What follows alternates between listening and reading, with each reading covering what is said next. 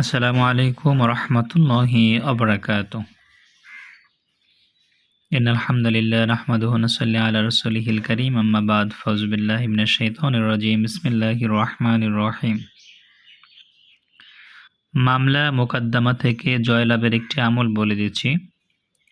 মামলা মোকদ্দমা অথবা বিপদ আপদে যদি আপনি পতিত হন, বড় ধরনের কোনো সমস্যায় পড়ে যান, উক্ত সমস্যা উক্ত মামলা মোকদ্দমা জয়লাভ করতে পারবেন, সমস্যা দূরীভূত হবে ইনশাআল্লাহ। আল্লাহ তাআলার একটি গুণবাচক নাম ইয়া মুসাউবিরু। এই নামটির অনেকগুলো ফজিলত রয়েছে। বন্ধুত্ব দূর হয়, সন্তান লাভ হয়, মামলা জয়লাভ করা যায়, বিপদ থেকে মুক্তি লাভ করা যায়, পলাতক আত্মীয়কে এই আমলের মাধ্যমে ফিরিয়ে আনা যায়। এছাড়াও আরও অসংখ্য ফজিলত রয়েছে উক্ত নামের। আমলকারী এছাড়া অসংখ্য ফজিলত রয়েছে। সম্মানিত দর্শক, মামলা থেকে জয়লাভ করার জন্য আমলটি যেই নিয়মে করতে হবে সেটি আমি আপনাদেরকে বলে দিচ্ছি। 7 দিন আমলটি করবেন ইনশাআল্লাহ।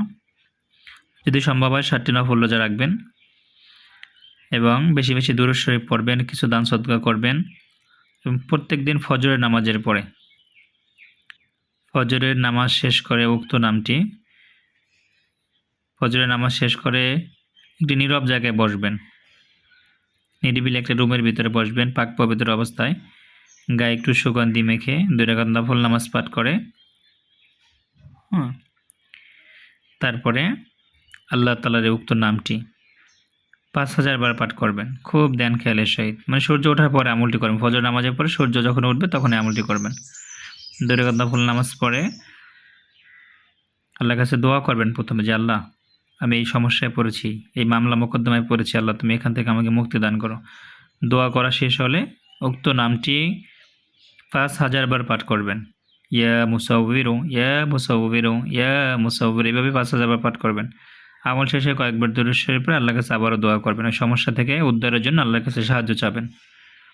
এভাবে আমলটি 7 দিন করলে ইনশাআল্লাহ আপনার বিপদ যত বড় হোক, মামলা মোকদ্দমা যত বড় ধরনের সমস্যা হোক, আল্লাহ পাক রব্বুল আলামিন আমলের উসিলা করে মামলা মোকদ্দমা জয়লাভ করাই দিবেন। বিপদ থেকে আল্লাহ আপনাকে নাজাত দিয়ে দেবেন ইনশাআল্লাহ।